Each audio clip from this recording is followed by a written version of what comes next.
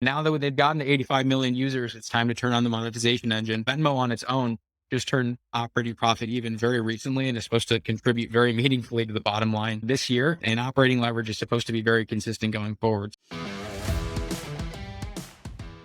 The big one was Braintree in I think it was 2012, but Braintree actually owned Venmo. PayPal got Braintree and Venmo from that acquisition. And in terms of Braintree, what this did is it gave them a foothold into unbranded processing. So it's very, well, now it's very similar because Braintree honestly had a much more sophisticated tech stack than PayPal did. And PayPal pretty much borrowed the entire thing for their own branded checkout.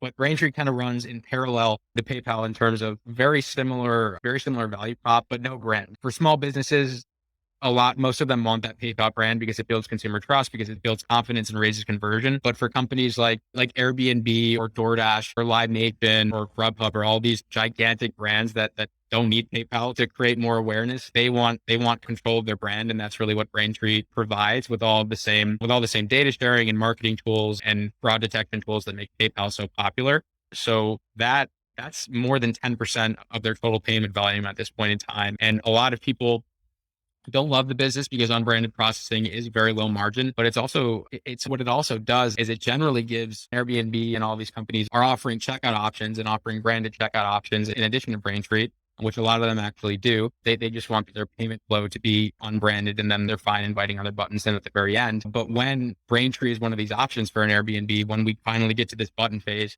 it generally gives PayPal and Venmo more preferential treatment in terms of placement, which allows them to collect not only that unbranded processing fee, but then that branded checkout fee, which is higher margins. I'm obviously a big fan of Braintree, and that's really why. But it is really that transformation that we were talking about in terms of rapidly enhancing software cadences or software release cadences, in terms of tearing down data silos and allowing product teams to work in a more cohesive manner together. That relied on Braintree and the infrastructure that it really brought to the table that PayPal was lacking and that it needed to acquire. And so it got a lot from that transaction.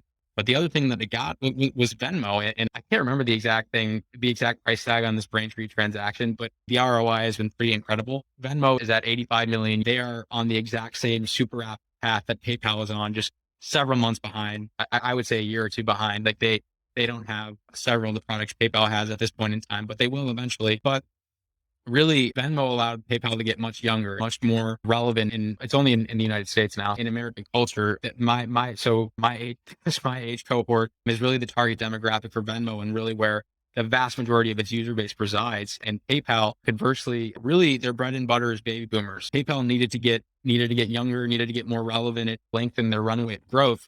And Venmo really provided that. And the other thing that's just really exciting about Venmo, and this is a bit of a tangent, so I'll stop after this, but Venmo, so their tenets are community and social, and that's really what they're trying to embody. So sending money in a very friendly, community-oriented way with your friends, with a social feed where you can see what everyone is shopping for and where everyone just spent their money. But if you think about this intuitively, that's a really interesting marketing placement for a lot of companies. So what Venmo is doing now is they've introduced business profiles where essentially you can link to a business on Venmo and say, yeah, I just spent $10 at this bakery, and well, I want to see what the bakery is so that I can go buy some goods or whatever from them. And really, if you think about it, take my word for it, marketing, maybe Steph Curry saying, yeah, Subway's really good and I really like their sandwiches. Okay, that's great. But when we're on Venmo and I see my friends all shopping at this restaurant and using their own money, their own personal endorsement, that is a very powerful marketing tool for businesses. And not only does Venmo allow them to tap into this feed,